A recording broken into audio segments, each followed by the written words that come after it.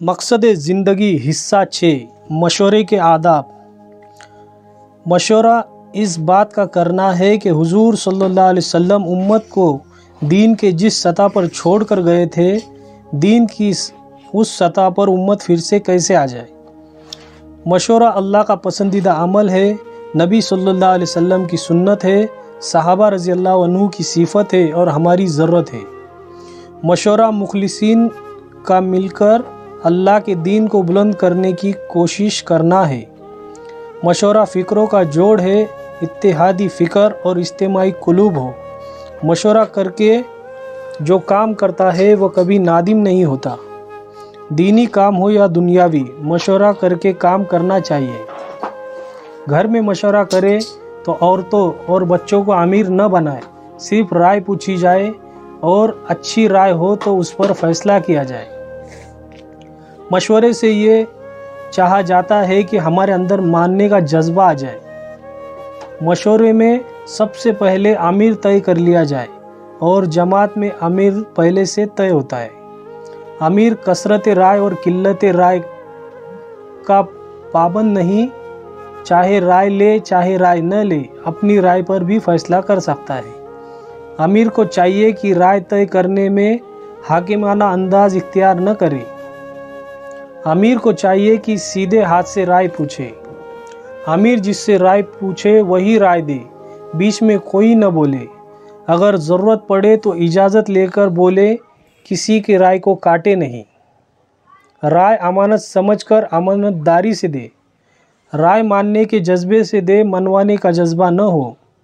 किसी को जलील करने की नीयत से राय न दे। राय देने में इस बात का ख्याल रखे कि दीन का फ़ायदा हो, साथी की आसानी हो और अल्लाह की रज़ा हो। मशवरे से पहले मशवरा न हो, जिसे साजिश कहते हैं, और मशवरे के बाद उसका कोई तज़किरा ना हो, जिसे बगावत कहते हैं। राय में इख्तिलाफ हो सकता है, लेकिन जब फ़ैसला हो जाए तो फिर उस फैसले पर सब मुत्तफ़िक हो जाए। जिस साथी के ज़िम्मे जो भी काम तय हो जाए, उस काम को अमानतदारी के साथ, उसके हक़ के मुताबिक, अल्लाह की मदद के यकीन के साथ पूरा करने की कोशिश करे।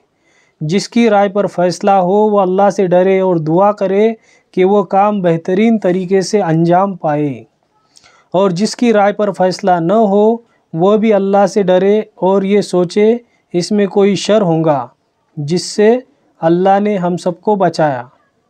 मशवरे से काम करने के बाद अगर कोई नुकसान नज़र आए तो जिसकी राय पर फ़ैसला हुआ हो उसको कुछ न कहे, बल्कि यूँ कहे कि खुदा ने जो चाहा वही हुआ और इसी में हमारी भलाई है। तालीम के आदाब।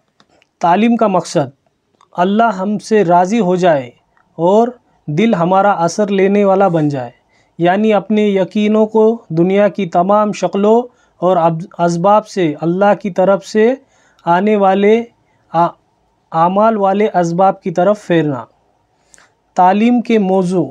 1. फ़ज़ाइल आमाल के ज़रिए दिल में दीन की सच्ची तलब और तड़प पैदा करना।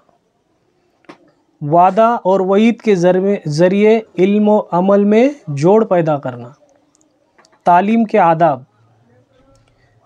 बावजू अज़मत और अदब के साथ बैठना, टेक न लगाना। ध्यान और तवज्जो से सुनना, दिल से मुतवज्जे होकर। अमल करने की नीयत से सुनना, अमल करते हुए दूसरे तक पहुंचाने की नीयत से सुनना। कलाम और साहिबे कलाम की अज़मत दिल में रखते हुए सुनना। तालीम के अमल में जमकर बैठे, क्योंकि तालीम के इल्म से अमल की इस्तेदाद पैदा नहीं होती, बल्कि तालीम के नूर से अमल की इस्तेदाद पैदा होंगी। फ़ज़ाइल आमाल और फ़ज़ाइल सदक़ात दोनों किताबों की रोज़ाना 4 घंटे तालीम करें। हदीस को 2 बार या 3 बार पढ़े। फ़ायदे को और फ़ायदे में लिखी हुई हदीस को 1 बार पढ़े, क्योंकि हुजूर सल्लल्लाहु अलैहि वसल्लम हर बात को 3 मरतबा दोहराते ताकि मुखातब उसे खूब समझ ले। क्योंकि सिर्फ पढ़ना या सुनाना मकसूद नहीं है, बल्कि उसे समझना है। इसलिए पहली दफ़ा पढ़ने से मुतवज्जे होंगे, दूसरी बार पढ़ने से सुनेंगे اور تیسری بار پڑھنے سے اسے سمجھیں گے۔ صبح کی تعلیم 3 حصوں میں کرنا ہے۔ 1 قرآن کے حلقے لگانا، 2 فضائل کی کتابوں میں سے تھوڑا تھوڑا پڑھنا، 3 6 صفات کے مذاکرے کرنا۔ مجلس کی فضیلت۔ محترم بزرگوں، دوستو، عزیزو، اللہ کا بہت ہی بڑا کرم ہوا، احسان ہوا کہ اللہ نے ہم کو نماز کی باجماعت نماز پڑھنے کی توفیق عطا فرمائی، اور مزید کرم یہ ہوا کہ دین کی مجلس میں دین کی فکروں کو لے کر بیٹھنے کی توفیق عطا فرمائی۔ یہ مجلس دیکھنے کے اعتبار سے بہت چھوٹی ہے، لیکن اللہ کے یہاں اس کی بہت بڑی قدر ہے، جس کے بارے میں حضور صلی اللہ علیہ وسلم نے فرمایا، جو بھی لوگ اللہ کے ذکر کے لیے جمع ہو اور ان کا مقصد صرف اللہ ہی کی رضا ہو، تو آسمان سے ایک فرشتہ ندا کرتا ہے، تم بخش دیے گئے اور تمہاری برائیوں کو نیکیوں میں بدل دیا گیا۔ طبرانی۔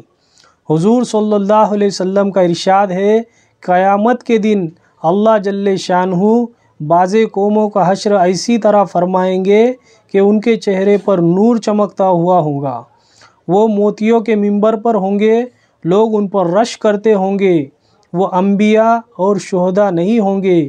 کسی نے عرض کیا، یا رسول اللہ صلی اللہ علیہ وسلم، ان کا حال بیان کر دیجئے کہ ہم ان کو کیسے پہچانیں گے؟ حضور صلی اللہ علیہ وسلم نے فرمایا، وہ لوگ ہوں گے جو اللہ کی محبت میں مختلف جگہوں سے اور مختلف خاندانوں سے آ کر ایک جگہ جمع ہو گئے ہو اور اللہ کے ذکر میں مشغول ہو۔ ترغیب۔ اللہ ہم سب کو یقین نصیب فرمائے اور اس میں ہم سب کو شامل فرمائے، اور بار بار ایسی دین کی مجلسوں میں جم کر اور جڑ کر بیٹھنے کی توفیق عطا فرمائے، آمین۔ جب مجلس ختم ہو تو یہ دعا پڑھے، سبحان اللہ و بحمدہ، سبحانک اللہم و بحمدک، اشہد ان لا الہ الا انت، استغفرک و اتوب الیک۔ سبحان ربک رب العزت عما یصفون، والسلام علی المرسلین، والحمد للہ رب العالمین۔